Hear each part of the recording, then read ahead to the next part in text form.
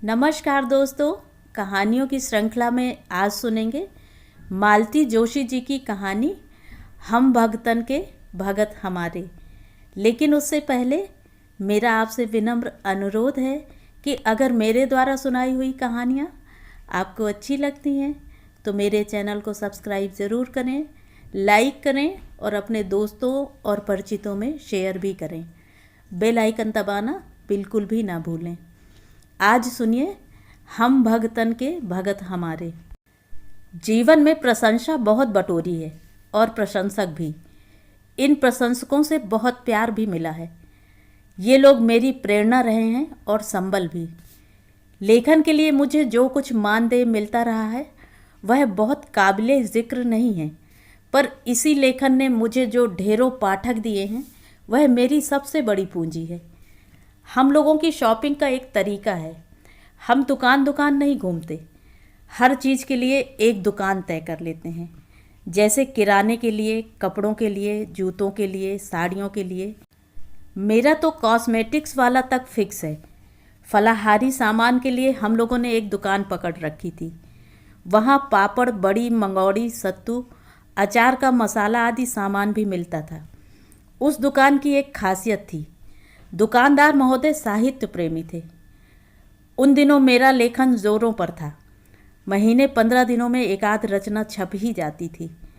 जब भी हम लोग उस दुकान पर जाते वे मेरी ताज़ा रचना की चर्चा करते, समीक्षा करते। अच्छा लगता था। इसीलिए हम लोगों के संबंध केवल खरीदारी तक नहीं रह गए थे, सिर्फ दुआ सलाम के लिए भी हम लोग पहुंच जाते थे। 5-10 मिनट गपशप करके ही बाहर निकलते थे। एक दिन उन्होंने आमंत्रित किया, कल शाम आपको गरीब खाने पर पधारना है। कोई खास बात? नई मशीन डाल रहा हूँ। अब तक तो किराए की मशीन से ही काम चलाता रहा, अब अपना खुद का कारखाना होगा। मैंने इस निमंत्रण को बहुत सीरियसली नहीं लिया था, पर उस दिन ये दफ्तर से लौटते ही झल्लाए, अरे तुम अब तक तैयार नहीं हुई, वहाँ जाना है ना। मैंने थोड़ी आनाकानी की, पर कोई फ़ायदा नहीं हुआ। जोशी जी घोर सामाजिक प्राणी थे। बोले, इतने प्यार से कोई बुलाता है, नहीं जाएंगे तो अच्छा लगेगा। मैं बेमन से तैयार हुई। पुराने भोपाल के जहांगीराबाद नामक इलाके में ढूंढते ढूंढते हम उनके दौलत खाने पर पहुँचे। अच्छा हुआ उन दिनों हमारे पास कार नहीं थी, एक काइनेटिक स्कूटर ही था। नहीं तो कार का तो उस गली में गुजरना ही मुश्किल था। हम लोगों के पहुंचते ही आ गए का नारा बुलंद हुआ। हम लोग इतने प्रतीक्षित अतिथि थे, इसका हमें तो पता ही नहीं था। तभी गृहस्वामी बाहर आए। बड़ा इंतजार करवाया सर आपने, चलिए अब पहले शुभ कार्य कर लिया जाए। कहते हुए उन्होंने मेरे हाथ में पूजा सामग्री से भरा एक थाल थमा दिया। मैं प्रश्नार्थक नज़रों से देखती रही। आपके शुभ कर कमलों से ही श्री गणेश होगा। पूजा तो मैंने जैसे तैसे कर दी, फिर मुझे मशीन चालू करने के लिए कहा गया। मेरी तो सांस फूल गई। कांपते करकमलों से मैंने लीवर या बटन जैसा कुछ था दबा दिया। मशीन धड़कने लगी। मैंने राहत की सांस ली ही थी कि दूसरा संकट सामने आ खड़ा हुआ। अब आपके श्रीमुख से 2 शब्द हो जाएं, जजमान बोले, और उन्होंने उपस्थित जनसमूह को बताया कि ये देश की अग्रणी लेखिका हैं और ये हमारा सौभाग्य है कि आज हमारे बीच में हैं। मैंने खा जाने वाली नज़रों से पतिदेव की ओर देखा, पर जैसी कि पतियों की आदत होती है, वे मुझे अनदेखा करके जानबूझकर किसी तीसरे व्यक्ति से बतिया रहे थे। मैंने वहाँ जो भी 2-4 शब्द बोले थे अब मुझे याद नहीं है, पर इतना निश्चित है कि वह देश की अग्रणी लेखिका की प्रतिष्ठा के अनुरूप नहीं थे। एक दिन बंगले में हम दोनों फुर्सत में बैठे हुए थे। घर में मेहमान नहीं थे और पतिदेव घर पर थे। ऐसा दुर्लभ संयोग बहुत मुश्किल से हो पाता था। हम उन क्षणों का आनंद लेते हुए टीवी देख रहे थे कि एक चपरासी ने एक विजिटिंग कार्ड ला कर दिया। ये सज्जन कौन है? मुझे तो कुछ याद नहीं आ रहा, ये बोले। पर जैसे ही उन्होंने नाम बताया, मैंने कहा, वे मेरे पास आए हैं, मेरे पुराने पाठक हैं, अक्सर पत्र लिखते रहते हैं, मुलाकात पहली बार हो रही है। फिर मैं दरवाजे तक जाकर उन्हें लिवा लाई। 2 लोग थे। पहले तो उनका परिचय लिया कि पाठक बंधु कौन से हैं, फिर जोशी जी से परिचय करवाया। आदर सहित उन्हें बिठाकर मैं चाय नाश्ते के लिए कह आई और फिर वार्तालाप में शामिल हो गई। 1 आध घंटा बैठने के बाद वे उठ खड़े हुए। विदा लेने से पहले उन्होंने ड्राइवर को आवाज़ दी। वो कुछ सामान लेकर आया, जिसे अतिथि ने मेरे चरणों के पास रख दिया। अजीब चीज़ थी, थैली के हिसाब से बड़ी थी और बोरी के हिसाब से छोटी थी। ये क्या है? मैंने पूछा। शक्कर। मैं तो हैरान रह गई। हम लोग किसी के यहाँ मिलने जाते हैं तो मिठाई लेकर जाते हैं, यह आम रिवाज है, पर ये महाशय तो डायरेक्ट शक्कर ले आए। मेरा असमंजस देखकर उन्होंने स्पष्टीकरण दिया। सारे अफसरों के यहाँ बांटता चला आ रहा हूँ, फिर आदरणीय दीदी क्यों वंचित रहें? मैंने कातर दृष्टि से पति को निहारा। उन्होंने फौरन कमान संभाल ली। बोले, हम आपकी भावनाओं का आदर करते हैं, इसलिए आपकी भेंट रख लेते हैं। वैसे इस घर का उसूल है कि यहाँ मुफ्त की कोई चीज़ नहीं आती। हमने आपकी भावनाओं का मान रखा, आप भी हमारे सिद्धांतों का मान रखें और ये स्वीकार करें। और इन्होंने 100 का नोट उनकी जेब में डाल दिया। अब हक्का बक्का होने की बारी उनकी थी। हालांकि हमने पैसे दे दिए थे, पर यकीन मानिए, जब तक वह शक्कर खत्म नहीं हो गई, कॉफ़ी पीते हुए या हलवा खाते हुए मैं एक अपराध बोध से भर जाती थी। एक दिन फ़ोन आया, नाम जाना पहचाना सा लगा। फिर याद आया कि ये सज्जन अक्सर साहित्यिक समारोहों में मिल जाते हैं। बहुत घनिष्ठता तो नहीं थी, पर हाँ, दुआ सलाम ज़रूर थी। कहिए, कैसे याद किया? मैंने पूछा। बोले, मैडम, आपकी एक परम भक्त कार्यक्रम के सिलसिले में भोपाल आ रही हैं। उन्होंने कहा है कि अगर मैं भोपाल आकर मालती जी के दर्शन किए बिना लौट जाऊंगी तो मेरा वहां आना अकारत हो जाएगा, और उन्होंने मुझे ये जिम्मा सौंपा हुआ है। मैंने कहा, इसमें परेशानी क्या है? मैं तो दिन भर घर में ही रहती हूँ, अपनी सुविधा से कभी भी आ जाइए। यही तो प्रॉब्लम है मैडम। मतलब? उन्हें बिल्कुल भी फुर्सत नहीं है।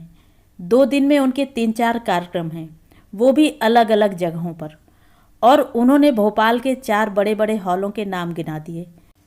तो फिर क्या किया जाए? मेरा एक सजेशन था मैडम, वे आवाज़ में मिश्री घोलते हुए बोले। इन 4 जगहों में से जो आपको सुविधाजनक लगे वहाँ आप पधारने की कृपा करें, कार्यक्रम भी देखें और उन्हें दर्शन देकर कृतार्थ भी करें। वाहन आदि की समस्या हो तो सूचित करें, मैं खुद आकर आपको ले जाऊंगा।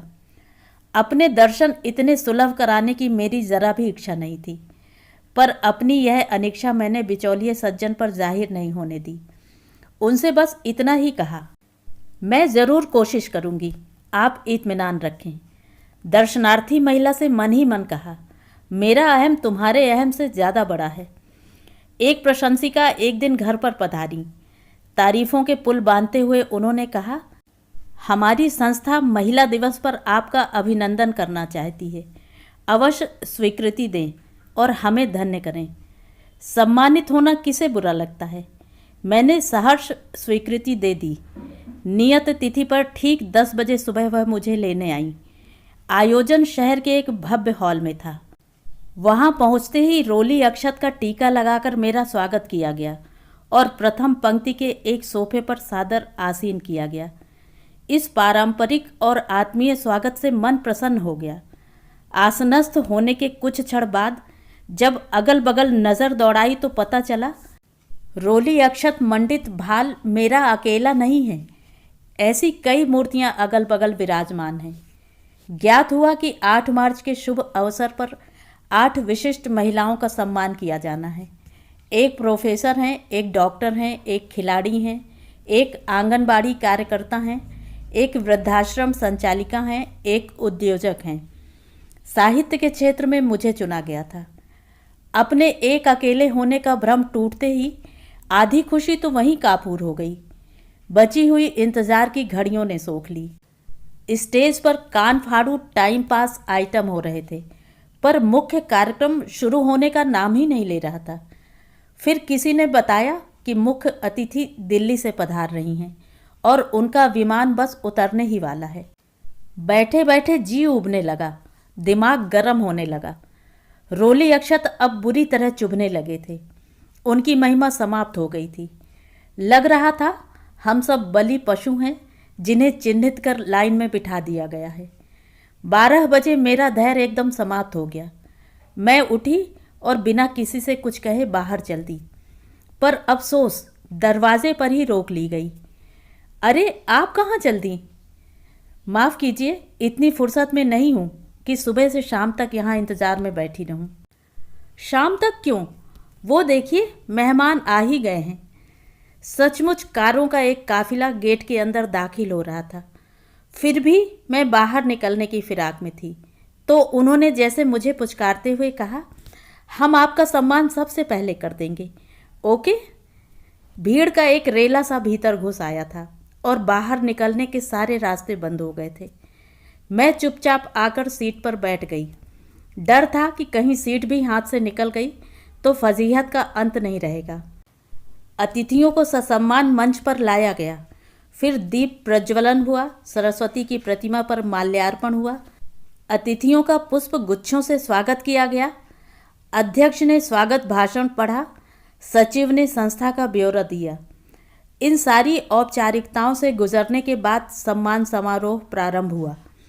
जैसा कि मुझसे वादा किया गया था, मेरा सम्मान सबसे पहले किया गया, पर शिष्टाचार का तकाजा था कि मैं और लोगों का सम्मान भी देखूं। उससे पहले निकल जाना घोर अशिष्टता होती, पर उस कार्यक्रम के संपन्न होते ही मैं बाहर निकल आई। जो मुझे लिवाकर लाई थीं, वे भी मेरे पीछे पीछे बाहर आईं। हम उनकी गाड़ी के पास पहुँचे तो गाड़ी लॉक थी और ड्राइवर नदारद था। ड्राइवर का कोई दोष नहीं था। मुख्य अतिथि अभी अभी पधारी थी। उसने सोचा होगा अभी तो कार्यक्रम शुरू हुआ है, देर तक चलेगा तो चाय पीने चला गया होगा। उन दिनों मोबाइल का चलन भी इतना आम नहीं था कि उसे मैसेज किया जाता। कुछ देर असमंजस में खड़े रहने के बाद मैंने कहा, मुझे ऑटो में चलने की आदत है, मैं ऑटो ले लूँगी। 10 मिनट बाद एक ऑटो मिला। तब तक वे सौजन्यवश मेरे साथ खड़ी रहीं, यह ज़रूर बताना पड़ेगा। घर पहुंची तो बच्चे खाना खा रहे थे। बहू एकदम संकोच से भर उठी। काफ़ी देर हो गई तो हमें लगा वहाँ लंच भी होगा। फिर उसका ध्यान शॉल की ओर गया। शॉल अच्छी है, उसने कहा। 80 रुपए की है, मैंने बताया। क्या बात करती हैं? उसकी आंखें आश्चर्य से फैल गईं। बेटा लेकिन समझ गया, आखिर मेरा ही बेटा है ना। ऑटो से आई हो ना?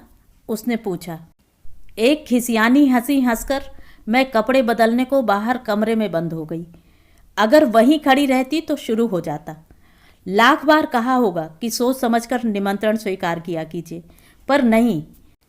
तो ये है मालती जोशी जी की संस्मरण कथा। आपको कैसी लगी? कमेंट करके ज़रूर बताएं।